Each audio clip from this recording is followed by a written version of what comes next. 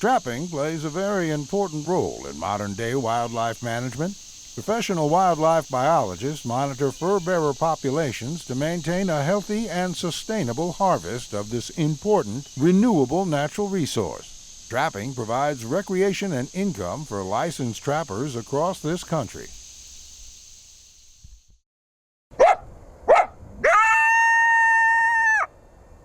Hoosier Trapper Outdoors is brought to you by Hoosier Trapper Supply, Leatherwood Creek Trapping Scents, HTS Productions, Hoosier Trapper Deer Scents, and Leatherwood Wildlife Art.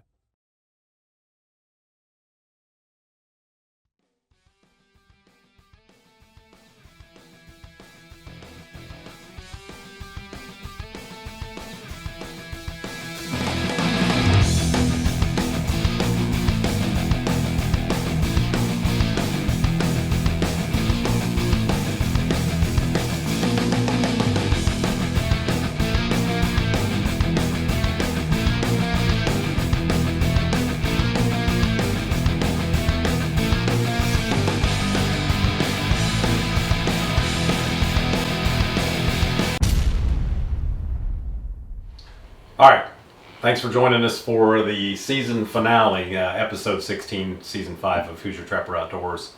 And this episode is going to be some sneak peeks of what we're going to show for season 6 next year. So we took several trips this season, and we had a lot of diversity in what we were doing, part of the country we were in, the type of trapping we're doing. The first trip that we took last year, we actually went to Michigan on a water trapping line with, or did some water trapping with our buddy Trent Masterson. And Trent is a water trapping extraordinaire expert. I mean, he is an expert in the efficiency of it, the long lining of it. He knows really how to put up the numbers. So, you know, realistically, I haven't water trapped in 20 years. I mean, other than just a little here and there, I haven't done much of any of it at all. So something that, you know, albeit I had the background years ago, pretty much out of the loop on it. So it was a good...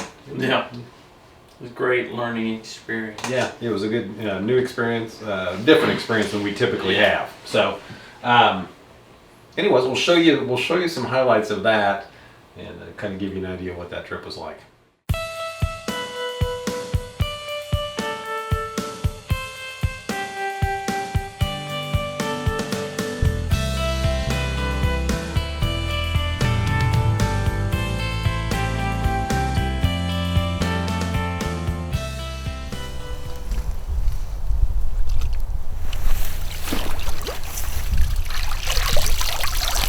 Nice double? Yep, nice double and a 6 tramp. This one right here was the best looking den set because of I got it all murky now, but the gravel was all dished out and they've been definitely in and out of here. So They're working a number on these banks. yeah, Right, Trent? And you can see why from these indentations in his mower, where you got his mower stuck here, why these people at this trailer park and these retention ponds want us here, because these rats do massive amounts of damage. Every time we drive by the maintenance workers, they give us a thumbs up, like they hate these muskrats, they don't want them here, and we'll take them. and we like being We here. like them. Kind of works both ways. So yeah. And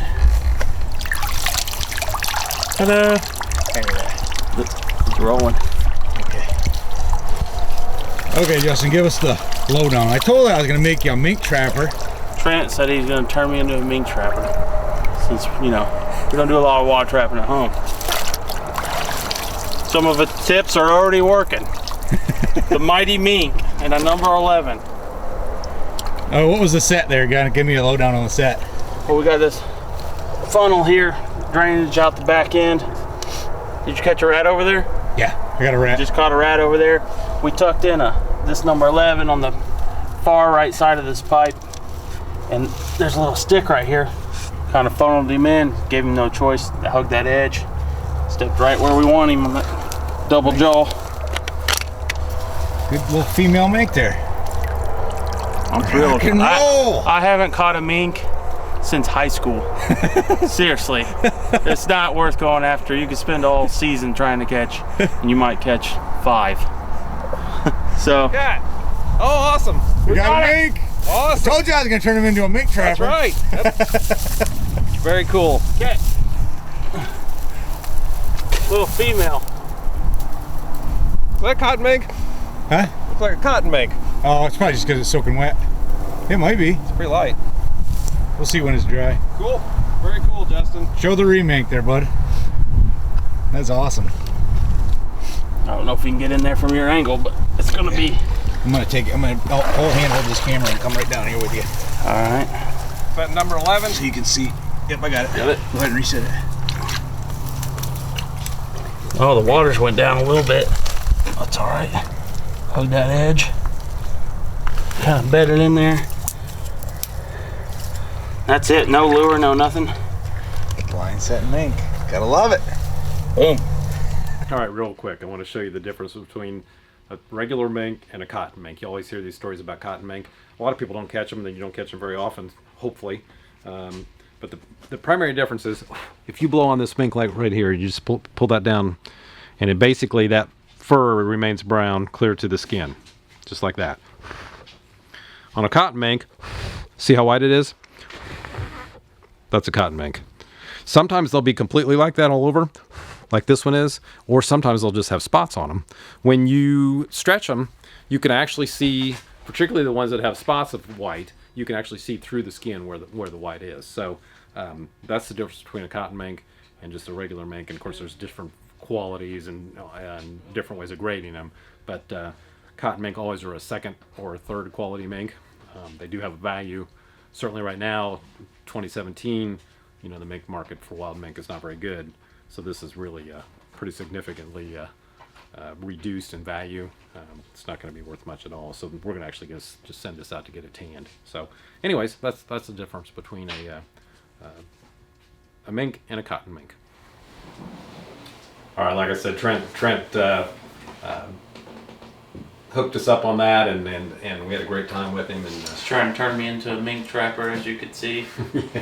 yeah.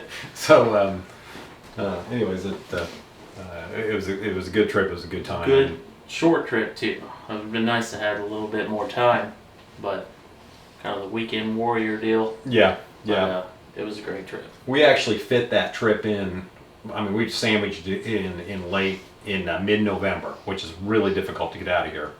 But we went the weekend of opening gun season for deer here in Indiana, which is actually pretty quiet around here because everybody's out hunting, and even across the country, it's just one of the big weekends, the big hunting weekends. So they could handle it here while we were gone. And of course, that Monday, which we were back for, that's when We got slammed. all craziness breaks out. Yep. The next trip we took, Justin and I ran up to South Dakota on a snare line. We ran snares with Mark Steck. And for those of you that don't know Mark, you may very well know his company. He owns the Dakota Line company, makes Dakota Line snares. Mark is a expert snareman. Mark and I are the same age. He's been snaring all his life. He knows his stuff, that's for sure. And Tricks and tips, all that little stuff, he's got it down. And as you know, Justin and I typically don't snare. And it's because we're almost always on public ground when we take a trip. And we don't, and normally, of course, public ground is used by other people other than just trappers. And we don't want the issues with hunting dogs. So our perspective is to be responsible and not to snare. So Even locally here around home when we're out trapping, there's stray dogs and there's people that live not too far away that could have their dogs roaming. Right. It's just not worth the hassle, really. Right. So, I mean, as you know, a trapper, you can be 100% legal, and everything, the law is completely on your side. And if you do have an issue where you caught a domestic dog or cat or whatever, it is absolutely a no-win scenario for trappers in general. So as we try to be responsible where we set traps, and the snaring is just something that we typically just don't do. So, anyways, it was neat to go up there and do that. It was a great experience, and we'll show you some stuff from that. We got some funny highlights Yeah. for you.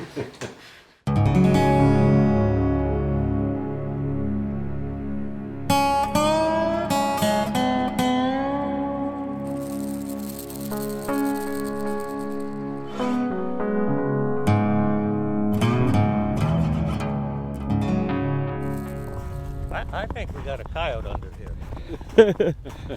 The only other thing it could maybe a coon, but I highly doubt that. So let's see what's down here.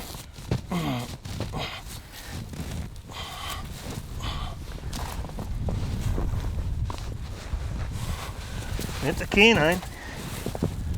Yeah, there it is. We got a dead dog. All right. That's cool. Yeah, he's buried, wasn't he? Yeah. The cable, the cable's not really, Stressed. yeah, it's not twisted or anything, so he maybe died just right away. A little blood around the mouth, so he tried chewing a little bit and he must have just expired then. It's tight, right in the right spot too, just right behind the chin. The higher you set them, the better, but you also probably get a few more refusals with setting them high. And the downside of setting them high is ultimately you're going to neck snare deer. So I don't go as high as I'd like to, typically. Sometimes I go really low if I think that there's a chance of a deer. All right, we got 3 mines here, and we're all kind of trying to identify these tracks. And I'm not too proud to say that I don't always know what they are, and conditions and snow melt and condition of snow and depth of snow and animal itself. Sometimes it's a little hard to tell. And on this one right here, we're the common sense tells us that it's coyotes, but some of them look like they're cats. And what do you think, Mark? Well, the probabilities are coyote. Sure. Some of them, and I don't know how much distortion you're getting in this. It's kind of an icy type thing. There's some that look a little more cattish, but my gut tells me they're coyotes, and coyotes love walking this road too. Right, which But makes complete sense. Nothing surprises me. Nothing really surprises me with a cat, but my gut is they're all coyotes. Yeah. But it's fun. It's fun trying to determine that. I really enjoy that. And we don't have a total determination on these. I mean, we can't see the heel pad. Some of them we can kind of see that crisscross, and that it's an imperfect crisscross, and that's a coyote then. We're not seeing toe print or nail prints, but again, it's ice, and it kind of comes up with their footprint. Right. Some are just, to me, clearly a coyote, and then others it's hard to tell. So it's going to go unanswered. Yeah. There's some stuff that, yeah. We do have a dropping back here if you want to come back here.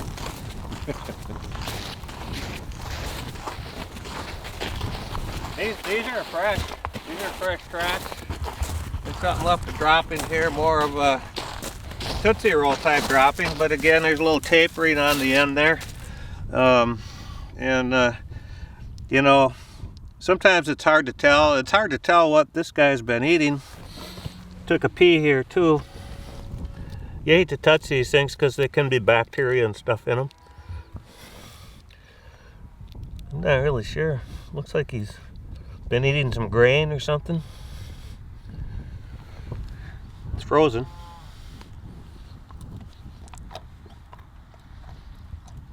Not sure either. Again, can't really be sure. Yeah. And even with the taste test and the smell test and the feel test, sometimes it's hard to determine. Yeah. Chocolatey. As you can see, Mark Steck's a character. Yeah. Is that what you're talking yeah, he was pretty entertaining the entire time we were up there. There again, it was a short trip because the weather was so bad. When we got there, it was on the tail end of a blizzard. It was 40 mile per hour driving for the last 4 or 5 hours. So it was a miserable trip weather-wise. Once we got there, it was fine. It wasn't that bad, and the footage shows like it looks like it's extremely cold, but I think it was just a buildup of snow with no sunlight made it look worse. Right. But it wasn't that bad. We kind of hit a window between two blizzards and got out of there before it got worse. Right. So Yeah, we left a couple days early on that trip too, just because the weather was so. it was definitely a cool trip, though. Yeah. Far different from anything I've ever done. So Yeah. it was neat. And then the next trip we took, we went to Arkansas. This actually concerns me. So. Jake's been behind the camera this whole time. He got to go to Arkansas. He can be in on the shot. So we're not going to show you any footage from Arkansas because we've actually been showing you footage of Arkansas already. We had the past two shows were current. They were just from a couple months ago when we were down there, and it's a trip of tradition. So we've been doing that for 7 years. So It's been a good time. it's been a good time. Razorback country. There's always have a special place in my heart for the Right. state. Well, we got our buddies down there their time has become less available to run around down there trapping or whatever, but we'll always still meet up with them. So that's always good. We've gotten to know those guys over the years, so that's always been fun too. So anyways, we're not showing you any footage from Arkansas other than what we've just shown you, two shows. But there will be a lot more footage next season from that trip. It was a good trip too. So Yeah, had a good time. Then we went to New Mexico. And then we went to New Mexico. And unfortunately, Jake wasn't able to go because of school. But one day, school will be over and he'll be able to go. One do day that. he'll finish school or he'll just drop out. How bad do you like to trap? So, but anyways, Justin and I went to New Mexico. That was kind of going back to our going in blind days, and we went down there with a plan, but it was pretty loose. And to add to that that's important to not be set in stone, particularly when you're going in blind and you don't necessarily have a specific place in mind that you're going to. Over 40% of the state is public ground. So we went down, we started looking around, and then we met a guy out in Kansas, Adrian, and when we were at the Fur Taker National last year, and he came over and talked to him. He's a very nice guy, and got to know him. And then we kind of stayed in touch with him. Justin stayed in touch with him during the year. Mm-hmm. So when we were down there, Justin called him up, and said, "Hey, and he goes, 'Come on up, I'll point you in the right direction.'" So, Point us in the right direction on some property. And I mean, it was public. worked out. Yeah, it was all public, and we had found other places that probably would have worked fine, but there was just nowhere to stay unless you had some sort of camper setup deal, one of those things. But he put us on some spots to where we could actually have a chance of catching some stuff. So Right. That's one thing too. I might add that on the logistics end of things, if you camping and whatever is fine, it's very time consuming. It's not as efficient, so it would be fun. But in terms of having a time devoted to trapping when you take that kind of a trip, we you stay in a cheap hotel or whatever, and you're not dealing with the time that the camping takes away from your trapping. So that's another thing. When you get in those very remote areas, there may or may not be places to stay or eat or whatever. So and it's nice to have a hot shower at the end of the day. exactly. Especially when you've been skinning or you smell like skunk or whatever. So anyways, we'll show you some highlight footage of New Mexico, and it was a good trip. We will definitely go back. That's it was good. It was certainly a good trip.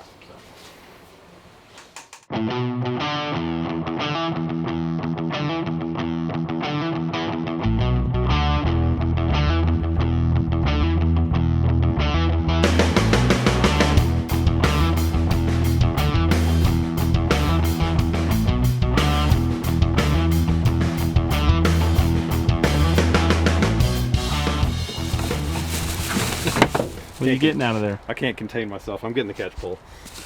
Get the catch pole. Wonder why. Let's go down and check him out.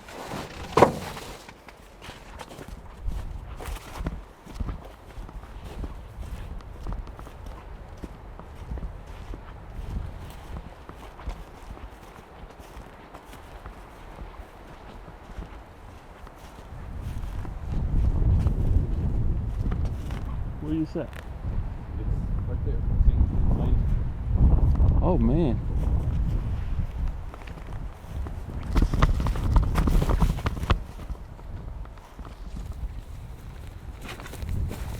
Down here without falling down.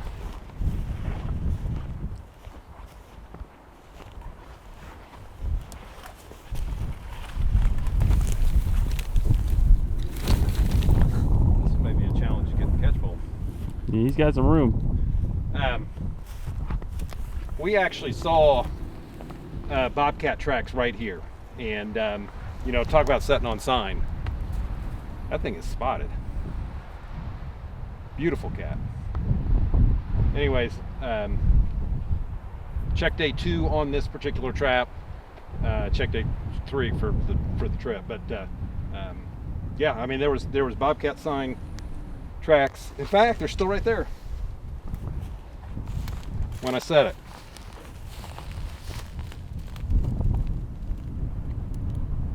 Yep. Whether this is the one, I don't know, but clearly it paid off. So beautiful cat.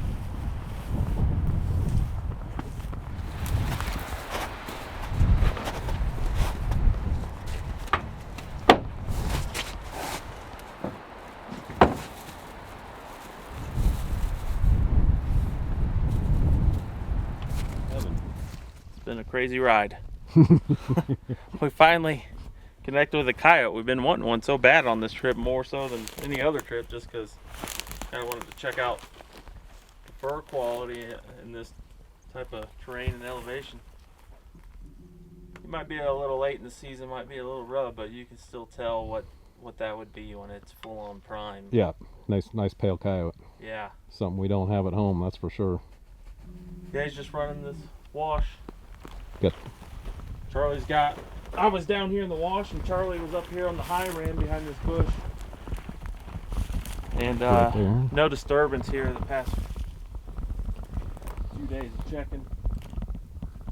But top dog predator bait, some long distance cat urine, and Vixen elixir on this set. Yep.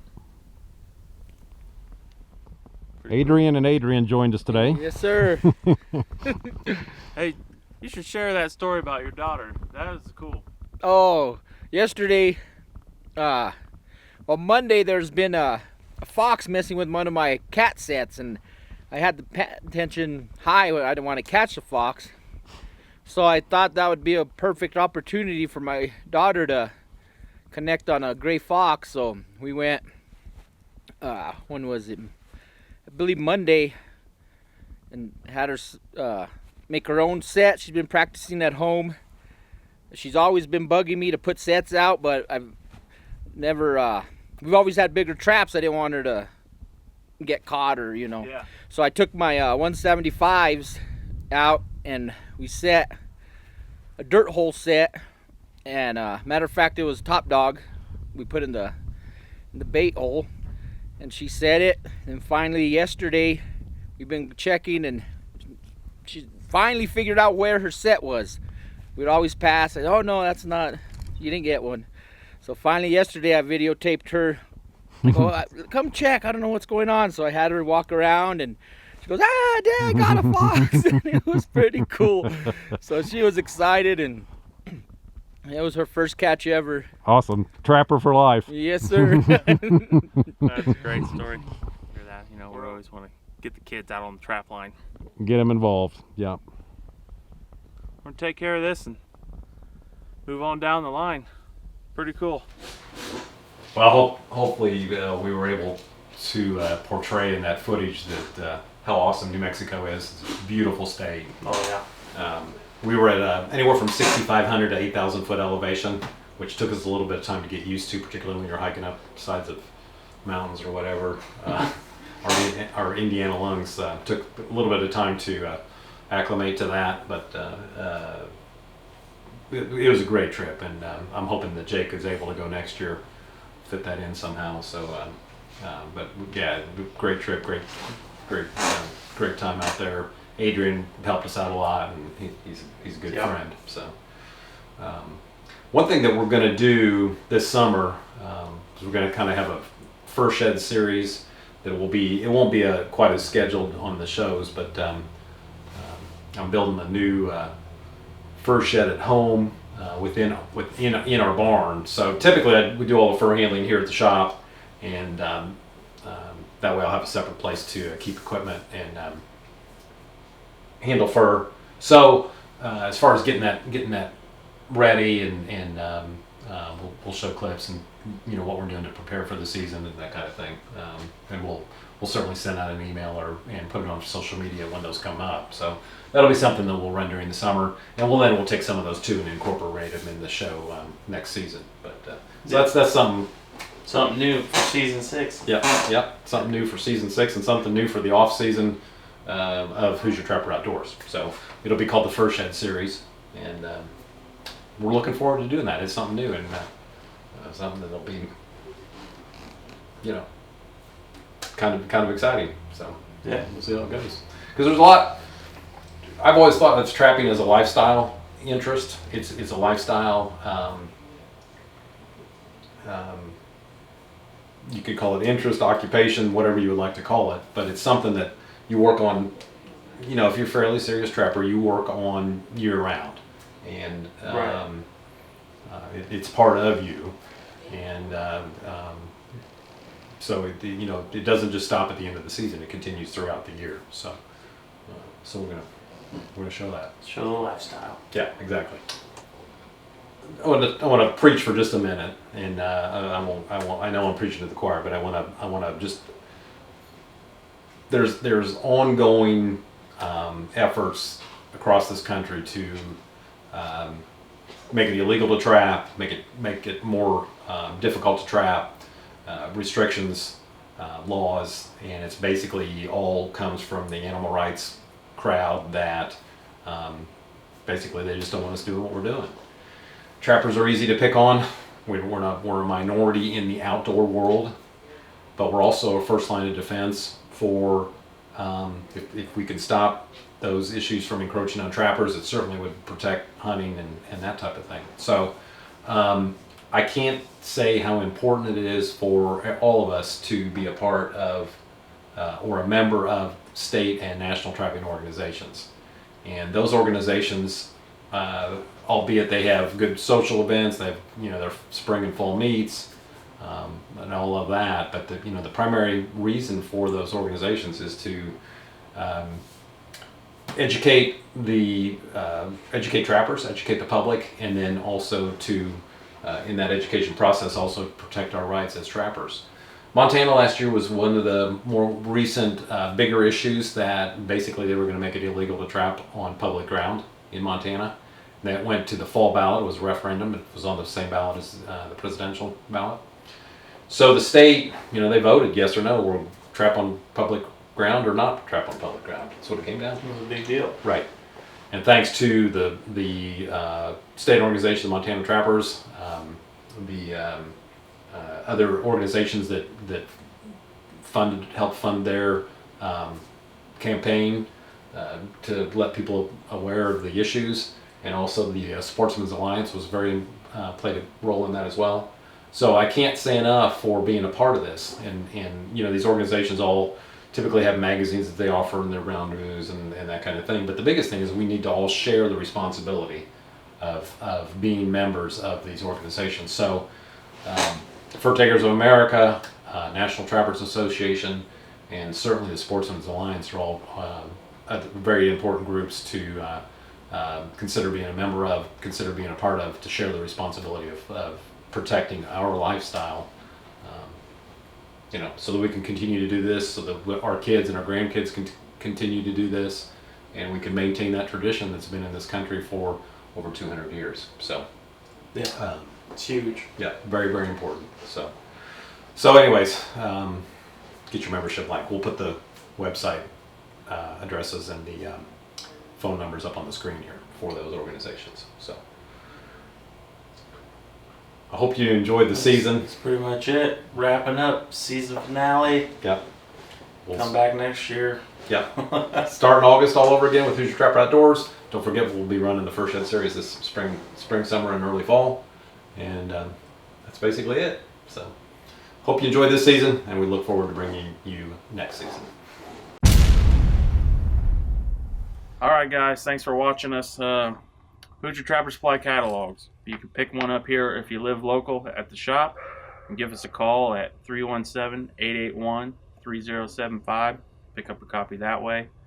Be glad to mail you one. Everything's free. You can get online at HoosierTrapperSupply.com and request one on there, or you can go ahead and print one, PDF file, clickable link right there on the home page. Can't miss it. So that way you can get anything and everything you would need for your trapping needs. And of course, we got our deer scent, and that's all you need to do. So hop on or give us a call.